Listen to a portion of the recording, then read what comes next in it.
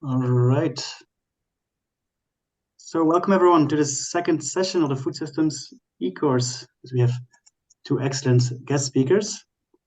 And before I go further into the session, I would like to introduce Just Denkerink, who will be facilitating and moderating this session of this afternoon. He's a colleague of mine and an expert in food systems analysis. Just, welcome. Hello, everyone. Great to be here. My name is Just Denkerink. I work as a food systems advisor at Wageningen Center for Development Innovation. And I'm very happy that we are with so many people from across the world here. It's really nice to see all these great food systems pictures showing the diversity of food systems that are sort of represented around the table in this call. So great to have you all here. And also great to see that there's so much active participation on the online forum, where we see a lot of people already interacting with the different assignments of Module 2, which is about making food system analysis work. I'm very happy to be joined today by two colleagues. One is Helena Posthumus, also from Wageningen Center for Development Innovation, who'll share with us in a bit more about food system analysis, how to do it, why it's useful. And I'm also joined by Bram, who is working at Environmental Change Institute at Oxford University, and is also part of the Foresight for Food network, which is really focusing on linking foresight and scenario analysis to food system transformation. And he will share a very interesting case about doing a food system analysis around pulses in Myanmar. So we'll hear all about that after the presentation of Helena. Helena, can I give you the floor to just maybe shortly introduce yourself and then share with us a bit of a presentation about food system analysis? What can we use it for and how to do it? Yes. Good day, everyone. Good afternoon, or good morning, or good evening, wherever you are. It's great to see you all here. I'm really excited to have such a diverse and active group. So, as Just already said, my name is Helena Posthumus. I work at Wageningen University and Research, and been working also on the topic of food systems, food system analysis for about 6-7 years now, I think. We sort of started 7 years ago when the Dutch ministry asked us to think about, we've heard about food systems as a concept, but what do we do with it? How do we use it? What approaches can we use to really design our policies or programs better when we think about food systems? So that was sort of a start of a journey for me on this. There are many things in food systems that are familiar to us who work in agriculture or food science or environmental sciences or economics. But I think the work on food system is really interesting because we try to really take the big perspective, holistic perspective on our field of work, trying to incorporate different views from different stakeholder groups. So that's also what I want to talk about a little bit in my presentation. And I prepared it in 4 parts, a very quick introduction, but I think I will keep it short because you already had a more extensive introduction earlier on in the course. But then I want to say a bit more about system thinking, and this is a bit theoretical, maybe a little bit abstract for some of you. But it's sort of to lay the foundation to what do we mean with a food system analysis? Why is it different? I'll say a few words about the food system decision support toolbox that we designed based on work that I've done with Just in the past. And I think in your course, there's another video that explains it in more detail. So I will not go into all the details. And then just some final thoughts based on discussions, reflections of the past few years on food system approach. Let me see, sorry, let me go to the next slide. So introduction, very briefly, You may have seen this definition already, but really what we say is with a food system, it's all elements and activities from production to consumption of food, including markets and the institutions that govern the system. And it was interesting to see your pictures, because I think the range of pictures really captured well, from starting with a plate of delicious injera, but also looking at where does this food come from, whether it's coming from the markets, the local fresh markets, or your kitchen garden, or you can order it and it's being delivered at your doorstep. It's all part of the food system. But the reason why it's so high on the agenda also for many politicians is it's because of its outcomes. It's very important for food nutrition and security, for healthy lives, for people staying healthy. But we also see there are many socioeconomic and environmental impacts, and some are good and some are causing problems, like climate change, for example. Very important in food systems, we talk about people, we talk about actors. Whether they produce food or consume food or trade food or do research on food. In the end, all of us here in this setting, we are a food system actor, both as consumers, maybe as producers, maybe as researchers, maybe as policymakers. So when we try to map a food system, it can get very complex. And then we sort of lose sight, what are we talking about? So with food system analysis, we try to simplify it a little bit, although we know that reality is always more complicated. And this is a model, maybe you've seen this picture also before, that we've been using in Wageningen quite a lot, because it sort of helps to really get a bit better feel of what are we talking about. So we talk about food security, the availability of food, how is it brought to our plate, or can people afford it, can people access it, is it available, is it healthy, those kind of questions. That's here, that's the outcome. But we know there are socioeconomic and environmental outcomes related with, whether it's employment creation, because there are now more people who can deliver food, as we saw in Kenya, in Nairobi, or it's an environmental outcome like soil erosion, or things like that we want to address. Of course, many of us are very familiar with the food supply system, the value chain, and I think many of you know this. But food system is also about what is driving these food system activities. What are the markets, the policies, the technology available? What are the environmental drivers? There was a picture also referring to El Nino, I think.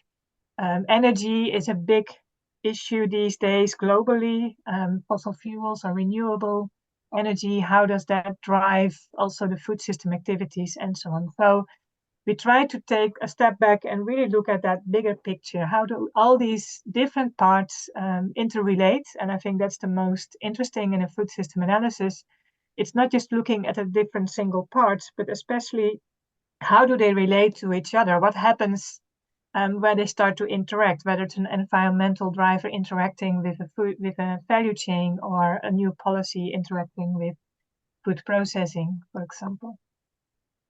So before I say a bit more about that food system analysis, it's important to say a few words on systems thinking, and this may stretch your brains a little bit if you're not familiar with this, but we try to keep it to the essential elements. Really, systems thinking is important when we have to deal with complex and wicked problems. And to give you an idea, what do we mean with simple problems or wicked problems? If I ride my bike, which I do a lot in the Netherlands, and I have a flat tire, experience has taught me how to fix that flat tire, and each time I can do the same thing, and I know if I do the right way of fixing my flat tire, I will be able to use my bicycle again. So I'm quite certain how to deal with it. If I would ask my neighbor, I have a flat tire, how do you fix it? He would also agree with me how to fix my flat tire. So it's a simple problem in a sense that we know the solution, we have agreements on how to solve the problem. A wicked problem is where maybe I have a problem indeed in my kitchen garden with because my beans will not grow or whatever, but there may be different causes for it, and there's an interaction going on in that garden with different elements, whether it's the soil fertility is low, or is there a plant disease, or is it because of the weather, or has there been a pest in my crop? As soon as we look at more those kind of problems, there are many interactions, and maybe I think it's a problem with my soil, and my neighbor thinks, no, it's a problem with a pest, we may start disagreeing, and we need to figure out what's actually going on.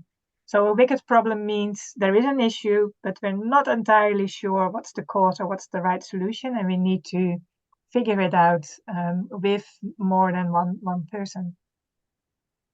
So another way to describe it is that we can have a difficult problem, but we have clear priorities.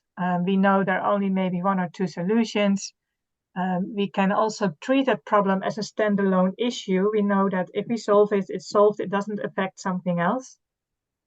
We only have a limited number of people involved.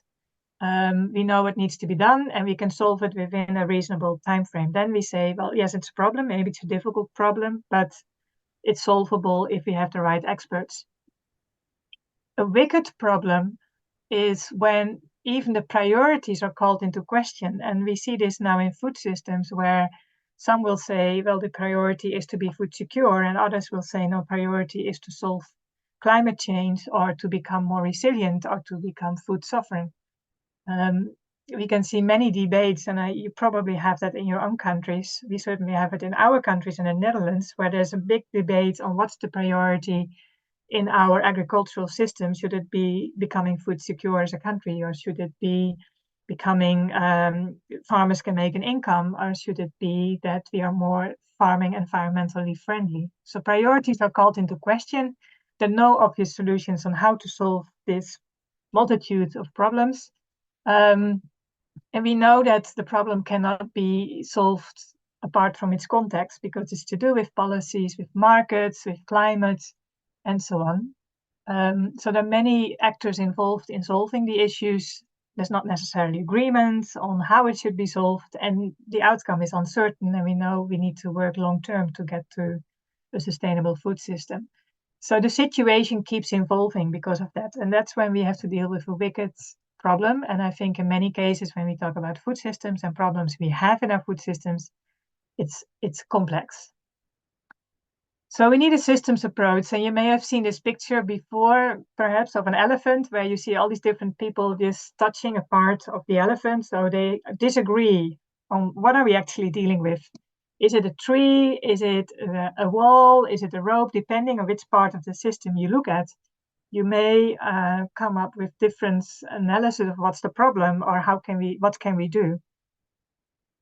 So with a systems approach, we try to bring those different perspectives together to have a holistic description of the entire system. Also realizing that there are different stakeholders involved that need to collaborate to really get to the right diagnosis and to find the right solutions. But this is one way to explain this picture, but you could also think, if we would make a short video of this one, you will see that even the elephant itself will start reacting to all these researchers podding and prodding and pulling and whatever they do to this elephant. It will start to react, right? So even when we are working in a food system, whether it's as a producer or a processor or a trader or a researcher or a consumer, the food system itself responds to that, whatever decisions we make. And then you may find out in time that actually what I thought there's a different problem underneath. And this is what we call emergence. And that's an important concept to understand, is that a system is not fixed. It's not neutral. It is somehow, it's a food system. It's almost like an organism. It moves, it changes depending on whatever the people within the system do and what they decide. And so it always keeps evolving. So that's very important when you think about food system analysis or interventions. The situation will constantly evolve. The actors involved will also continuously make new decisions, and behavior is always changing, which makes it a very dynamic context. So another way to explain emergence, or the concept of emergence, is by thinking of a game of chess. I'm not a good chess player, but I know it's a game where you have very set rules and you need to follow those rules to play the game with your opponent. But even if we know the rules are important to have relationship within the system, to have an enabling context, to have structures, to have policies, regulations, and so on. We need that also in a food system. But despite those rules, I cannot predict the result of a chess game because we have two players and they, during the game, make their own decisions step by step. And depending on the decisions they make, one will ultimately win the game of chess, right? So we call this individual agency. It's the attitude of the player. Do you take risks or do you not take risks? Your behavior, practice, your skills, how good are you in a game of chess? So you can know the rules of the game. You cannot predict the course of the game because this depends on the players and the decisions they make. And so we have to follow the game to see how it develops and who will win. And that's the same with food systems. Even if we think we understand the problem and we have a solution, we cannot predict beforehand that solution will actually solve the problem because in the process, there's so many actors involved that may change the outcome. So that's something important to remember, and that's what we call emergence in a system. Another way to understand systems and system thinking is what we often use as an iceberg model. And I think Bram Peters will also talk about this a little bit more and how it's been applied also in a practical case. But often what we do is we look at what we can see and we call these events or symptoms. We see something is happening and we want to react. So that is normally how we respond to problems in our food system, whether it's pollution or there's food insecurity. And we want to respond either with a new practice to solve the pollution or a new policy, or we want to respond with food aid. And that's important in itself to address the immediate problem. But to be sure that it does not happen again, we need to really start anticipating, and we can only anticipate if we know the trends. So that's the pattern. We try to understand what is the event over time, how is the climate changing, what is soil fertility doing, what is the demographic changes we can expect in a country or in a region. So we try to anticipate of what might happen based on the past or what we think may happen in the future, and we try to anticipate to that. But where it gets really interesting is try to dig a little bit deeper, and this is something you cannot see, so it's not obvious on the surface, but how do all these different elements of a food system respond to each other? And that is what we call the structures or the systemic structures that really drive those patterns. And there can be some feedback loops between elements and so on. Now in the food systems toolbox and in the video, we'll give a bit more explanation on that. What do we mean with structures, with feedback loops, and so on? But it's too much to go into that now, so I will not go into detail here. But it's important part of food system analysis. Under it all, it's mental models. What do we really believe and value? That really drives our thinking, our behavior, that drives our actions, our decisions. And this depends probably a bit on where you are, but what I certainly see in Europe, for example, in the past 50 years ago, 40 years ago, there was really the mental model was like, we need to produce as much food as efficiently as possible. And the European agriculture has been quite successful in that. But now we see that actually we've gone too far. There's too many problems with pollution, too many problems with, how do I say that, farmers not being able to produce environmentally friendly because of market incentives.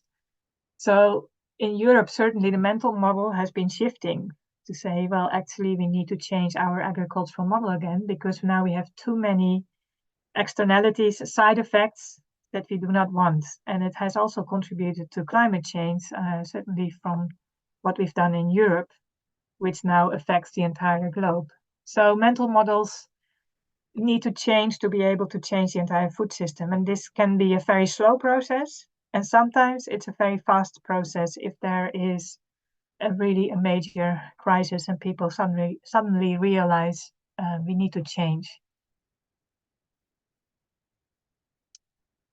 Before I go there, so just to wrap this up, I just want to make the point here that food system analysis, often we think about production, we think about technology, we think about value chains, very technical approach.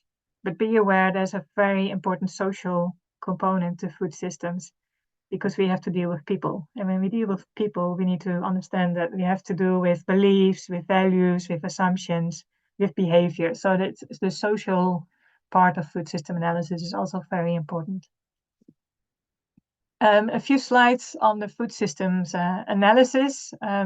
There's not one agreed approach of how you should do this. This is an approach we use at Wageningen University and Research, but there will be other toolboxes and approaches that you can find out there. So I would just say, well, use what is useful for you. But this is just one toolbox that we developed a few years ago.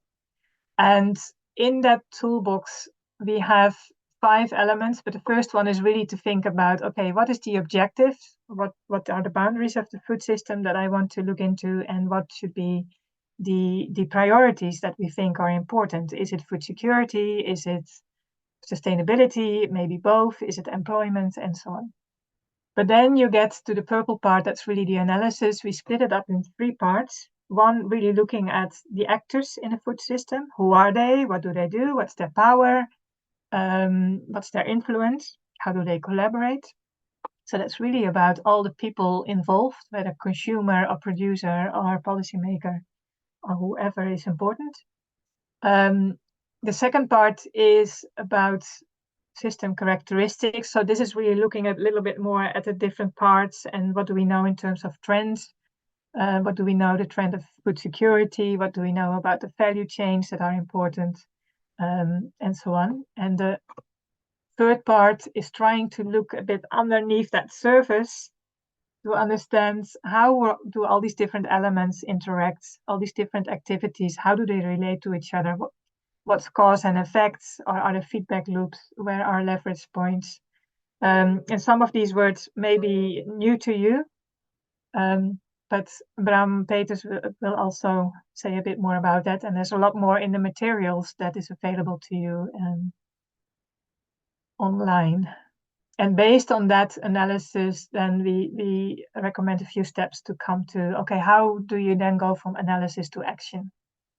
So you will see in the toolbox, there are different types of tools depending on the resources you have, the time you have, whether you do it with stakeholders or you really want to set up a research project. But again, time is not on our side, so I won't go into detail, but you can read this. And the other thing I want to say, there are a few quality principles that we think is important when you do a food system analysis. One is systems thinking, realizing that relationships are nonlinear. The concept of emergence, I was already talking about, the importance of relationships, and so on. The second quality principle we think is important is to involve stakeholders right from the beginning in the analysis, in designing solutions, and so on. Because you need as many perspectives as possible to really understand the issues. It also increases the chances of innovation. The diverse group you have, the more ideas you have. And you really need to create a joint understanding and ownership of what to do. So you need to work with all these different stakeholders from different sectors, levels, different social groups.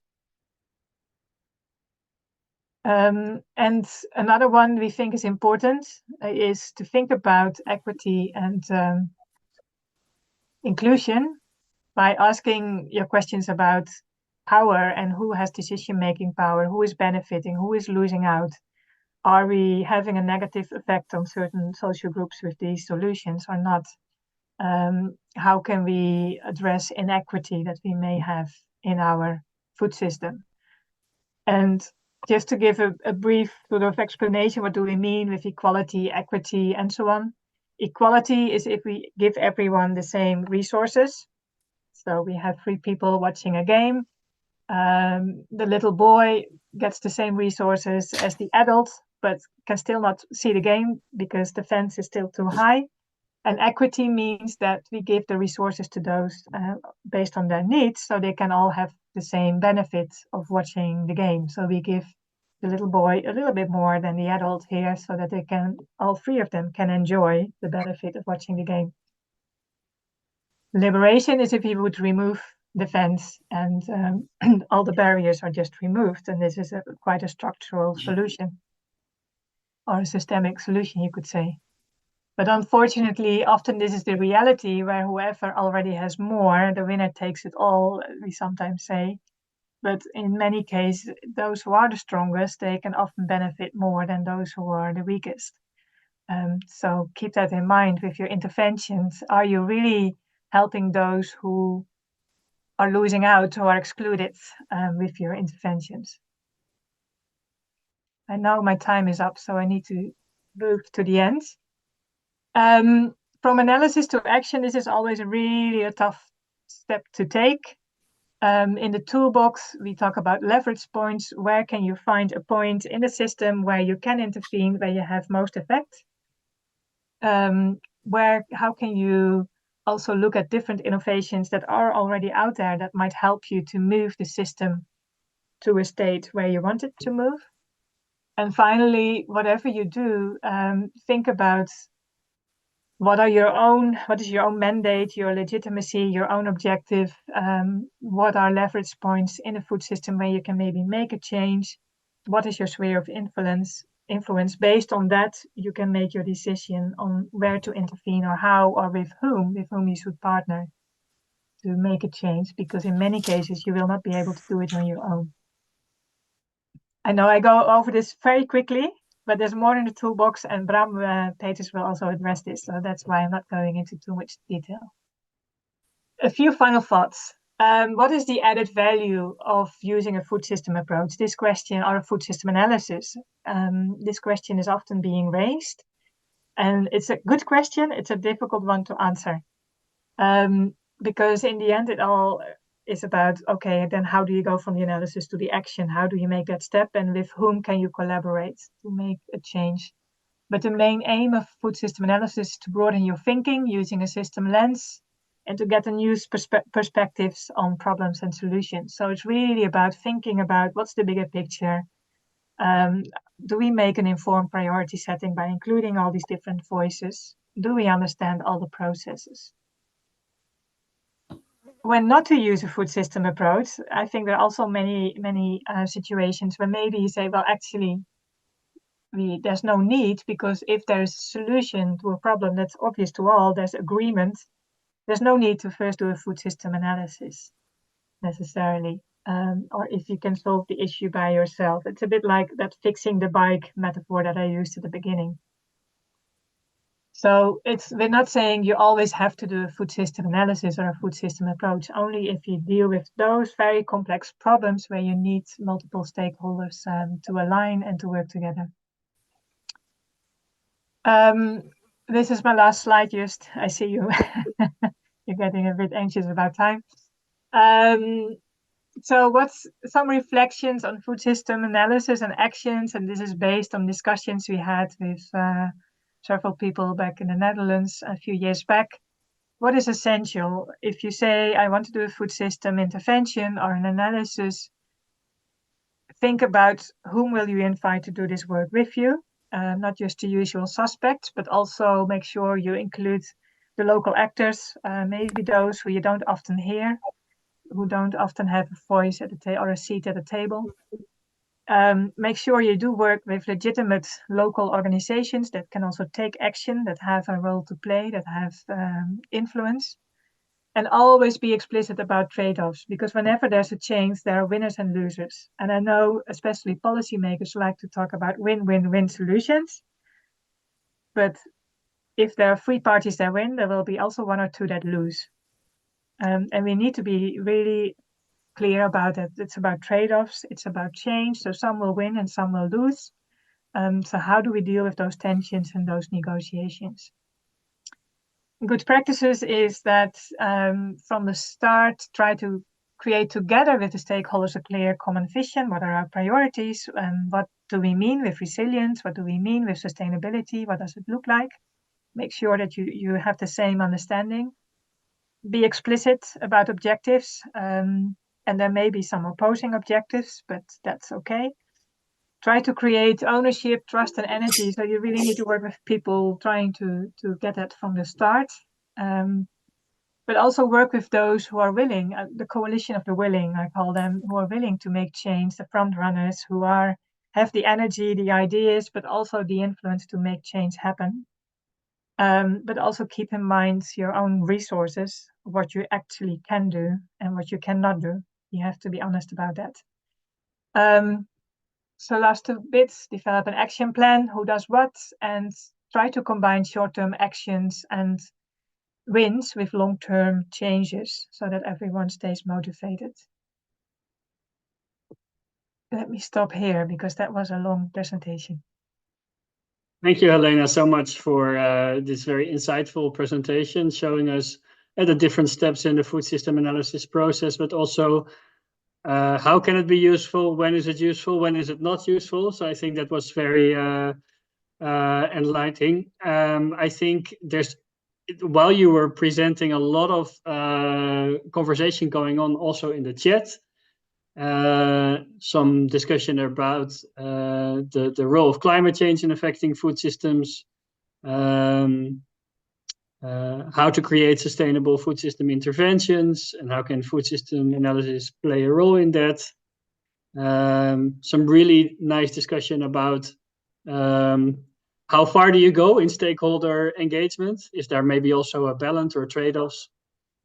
So I want to save some of these very interesting remarks and questions for our discussion afterwards.